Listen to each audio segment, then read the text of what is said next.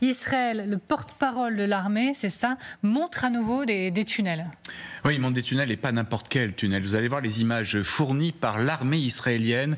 Elles sont, Amélie, terribles. Le porte-parole de l'armée s'appelle Daniel Hagari. Il se met en scène dans le tunnel où il affirme que le Hamas a exécuté, vous vous souvenez, ses 6 otages. C'est leur sang. C'est le sang de Hersh, Eden, Carmel, Ori, Almog et Alex. Ils étaient des héros. Ils ont été assassinés. Là, en quelque sorte, c'était leur tombeau jusqu'à ce que l'armée israélienne ramène les corps à la surface. La séquence est insoutenable pour les familles des otages et elle est aussi à double tranchant pour le gouvernement Netanyahou. Alors même, Amélie, que les autorités, vous le savez, interdisent la présence à Gaza de journalistes indépendants. Ce sont des images de l'armée israélienne. Alors la séquence entend montrer la cruauté, l'inhumanité du Hamas. Elle souligne aussi que l'intransigeance dans les négociations, la dévastation de la bande de Gaza depuis 11 mois ne laisse quasiment aucune chance aux otages. Alors que le terrible anniversaire du 7 octobre approche à grands pas, 97 personnes otages sont toujours aux mains du Hamas dans les tunnels de Gaza. Combien seraient toujours vivantes aujourd'hui ? C'est la terrible question que se posent les familles. Officiellement, l'armée a déclaré que 33 étaient certainement mortes, mais ce chiffre pourrait finalement être bien plus élevé.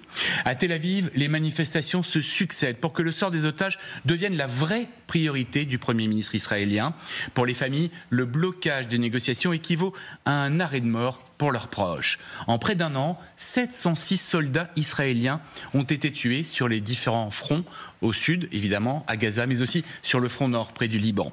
Côté palestinien, la guerre à Gaza a fait, selon les chiffres du Hamas, 41 000 morts sur l'ensemble du territoire. Il y a 2 jours, une frappe israélienne a fait au moins 19 morts dans le corps d'El Mawassi, une zone humanitaire où l'armée avait ordonné aux civils de se réfugier. Des cadres du Hamas y avaient été repérés, cela a justifié la frappe. L'ONU ne cesse d'alarmer face aux morts civiles et à l'impossibilité de venir en aide à la population.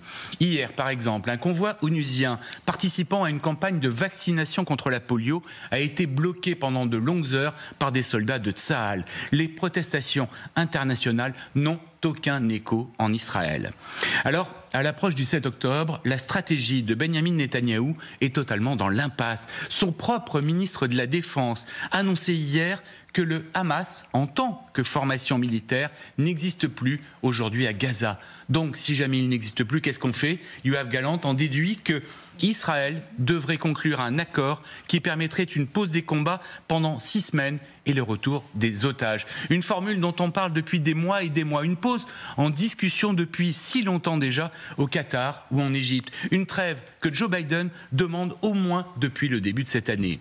Des négociations à chaque fois torpillées pour assurer sa survie politique par Benyamin Netanyahou. C'est en tout cas ce que ne cessent de répéter les familles des otages. Il va bien falloir sortir du cercle vicieux.